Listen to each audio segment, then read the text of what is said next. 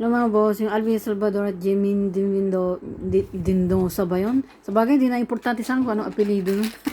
Yan yung dating admin ni Miss Jeng, yung nag-away-away sila. Oo, naalala niyo dati kong video? Pinaiyak ako niyan. Tinatanong ko lang naman yung price, tinatanong ko lang naman kung baka pwede makita yung... Baka si Miss J ba yan o hindi? Kasi marami na nang scam sa akin. Sakit-sakit kaya ma-scam. Palibasa, hindi nyo pa nararanasan kaya ganyan kayo eh. Ba, pinaiyak ako? Sabi ko, nahanap ko lang naman na ate ko. Gusto ko lang na makita yung nanay ko. Sabi ba naman eh. Nagtanong siya, normal lang naman yung magkano. Ah, nagtatanong kami nag-usap kami sa price, normal lang naman yun. Pero may, nakalimutan ko nung eksakto niya sinabi. Pinaiyak ako niya, basta bigla akong blinak. Basta, sabi ko, bastos naman ito. Alam mo, pakiramdam ng, porque hindi ako sikat, wala akong pera, ginaganto niyo ako. Alam mo yung pakiramdam ng ano, so ibig sabihin, kailangan ko pa maging sikat, maging milyonaryo, para pansinin nyo. Bakit nagtatanong lang naman ako ng price eh, bakit? Tapos siguro sa isip niya, sus, di ka naman magiging milyonaryo eh. Ang iniisip niya ano, basta sobra talaga, nakakaliit ng pagkatao. Sa bagay ang pera, yung respeto, sa pera yan, titignan. Alam mo, sumama talaga loob ko dyan eh. Oo.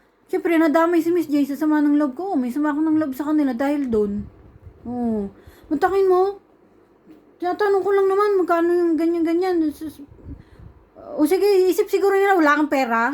Bigla kang inano. Hindi ba pwedeng pakiayos mo naman yung pananalita mo, kaya yung trato mo kahit wala akong pera. Mabuti pa to si Rudy. Rudy Baldwin, tsaka to si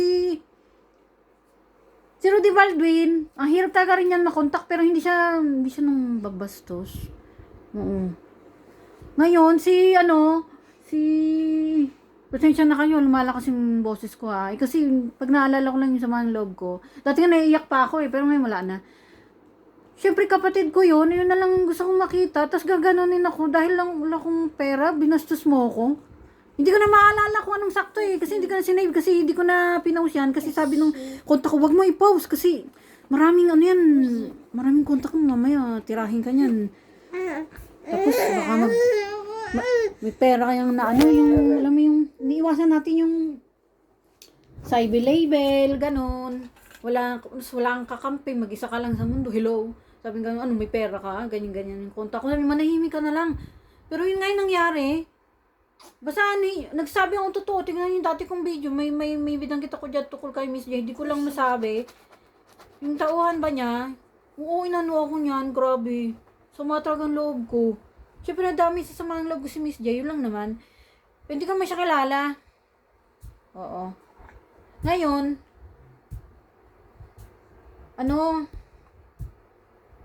si Rudy Baldwin, wala akong reklamo sa kanya kasi kinausap naman ako ng admin niya, hindi naman ako binastos. Pero hirap talaga makontak niya. No. Tapos si Kumader Bantugan, madali makontak. Tsaka andali, wala akong naging problema sa kanya, wala akong reklamo. Pero normal lang 'yon, yung hindi mo sila madali makontak, normal 'yon. Pero wala akong reklamo kay Kumader Bantugan. Si Rudy Val, wala naman ako reklamo. Normal lang naman yun. Hindi naman niya ako binastos. Si Juby, di rin ako binastos. Nag-reply nga agad si Juby eh. Oo. Magalang siya. Mabait. Mabait naman siya. Normal naman yan. May mga bayad. Normal lang yan. Pero alam mo yun, nang bastos sa akin to si yung tauhan nga Miss J, sa mga loob ko. Pero hindi naman si Miss J yun. Si yung tauhan niya, binastos ako. Hindi ko nga ma-post. Sabi ng kontak ko, wag mong gawin yan. Kasi daming nun. Babanatan ka nun. Tapos wala kang alam mo na, anda-anda. Hindi ko nga matuloy charity ko. Gusto ko nga pamigay. Alam niyo na yung gusto ko nga eh. Yaman mga boss, magdasal lang tayo. Gusto ko nga pagawa ng ritual para maging milyonaryo tayo. Pamigay na lang. Gusto ko pamigay sa inyo yung mga bye-bye na digulong. Kasi meron kang solusyon dyan. Tapos para makanegosyo din kayo. Makabiyahe kayo kung saan-saan kasi nga walang trabaho dyan. Yung problema para sana. Nalungkot ako kasi kumakalat yung balita na yung dinidedo, yung kidnap, tapos yung minsan di ka na pinapanood eh. Kasi na-stress ako. Yung hold up, yung harapan. Alam mo yung mga boss, wala na silang takot ngayon. Nakita ko sa video. Di sumakay yung angkas.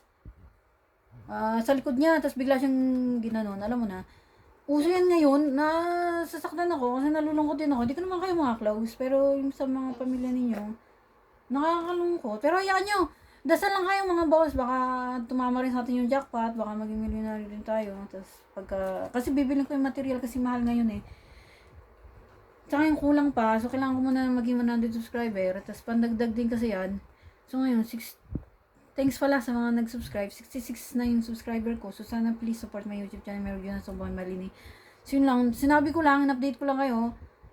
Hindi naman ako nagalit kay Miss J. Wala naman siya atraso eh. Yung tawan lang niya yung nagbasto sa akin. Galit na galit ako doon. Pero ngayon wala na. Wala na magalit sa kanila. Yun lang. So sabi yun, pinigilan ako ng konta ko. Huwag ka, mag-ingat ka sa mga pinagsasabi mo. Kasi sa social media yan, matitira ka dyan. Yun lang, tas, parang may sabihin pa ako, yun lang muna mga bosses. Yung nagkakaproblema pala sila ngayon ni Miss J. Tsaka tinanggal na pala niya, hindi niya na pala yung tauhan. Oh. May naglakas ng loob magsumbong kay Miss J. Kaya ganun. Ako kasi pinigilan eh. Siyempre, mas concern sa akin yung konta ko. Sabi, wag ingat ka kasi social media yan. Ang dami-daming niyan. At sikat pati yan. Baka mamaya banatang ka niyan. Ingat-ingat ka. So, yun lang. Please support my YouTube channel. Meron dyan sa bye. Malini, ciao.